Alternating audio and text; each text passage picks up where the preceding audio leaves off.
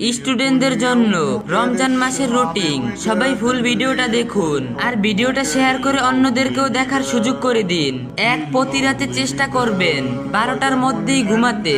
2, 3টা থেকে 3:30-এর মধ্যে উঠে অজু করে সেহারির আগে তাহাজ্জুদ পড়ে নিবেন। এছাড়া এ সময় বেশি বেশি ইস্তেগফার এবং দুরূদ পড়বেন এবং 4টার মধ্যে সেহরি শেষ করে ফজরের সালাতের পর কিছুক্ষণ কোরআন তেলাওয়াত করবেন। 3, তারপর সকাল 6টা থেকে আপনার পড়া শুরু করতে পারেন।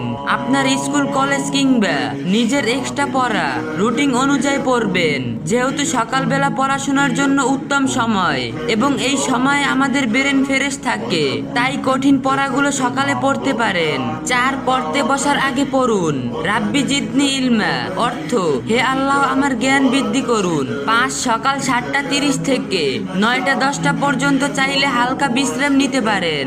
6, যাদের সকাল 11টা-12টায় স্কুল কলেজ আছে তারা এর মধ্যে সকালের পড়া শেষ করে গোসল করে যাবেন, এতে আপনার মাথা ফ্রেশ থাকবে। যদি সম্ভব হয় সালাতুদ দোয়া আদায় করবেন। 7, বাসা থেকে বের হওয়ার আগে সবসময় অজু করে বের হবেন এবং ব্যাগে একটি ছোট পকেট জায়নামাজ রাখবেন, যাতে ব্রেক টাইমে নামাজ আদায় করে নিতে পারেন। যেখানেই থাকেন সম্ভব হলে সবসময় ছোট ছোট জিকিরগুলো পড়তে থাকবেন। 8, আসরের ওয়াক্তে স্কুল কলেজে অবস্থান করলে চেষ্টা করবেন নামাজ কাজা না করে সেখানে অবসর সময় নিয়ে নামাজ আদায় করতে। 9, বাসায় এসে যদি দেখেন মাগরিবের সময়ের 40-45 মিনিট বা 1 ঘন্টা লেট আছে, তাহলে একটু বিশ্রাম করবেন অথবা বাসায় ইফতারি তৈরির হেল্প করবেন যতটুকু পারেন। 10, ইফতারি করার আগে বেশি বেশি জিকির এবং দোয়া পড়বেন, কেননা ইফতারি সামনে রেখে দোয়া করলে দোয়া কবুল হয়। 11, মাগরিবের পর একটু সময় রেস্ট করবেন এবং রাতে কিছুক্ষণ পড়াশোনা করবেন। পড়াশোনা শেষ করে এশা ও তারাবির সালাত আদায় করে ঘুমাবেন।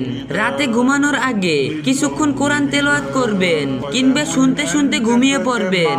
আর যাদের রোজা স্কুল কলেজ বন্ধ তারা চাইলে পুরো দিনটা আল্লাহর ইবাদতে থাকার চেষ্টা করবেন।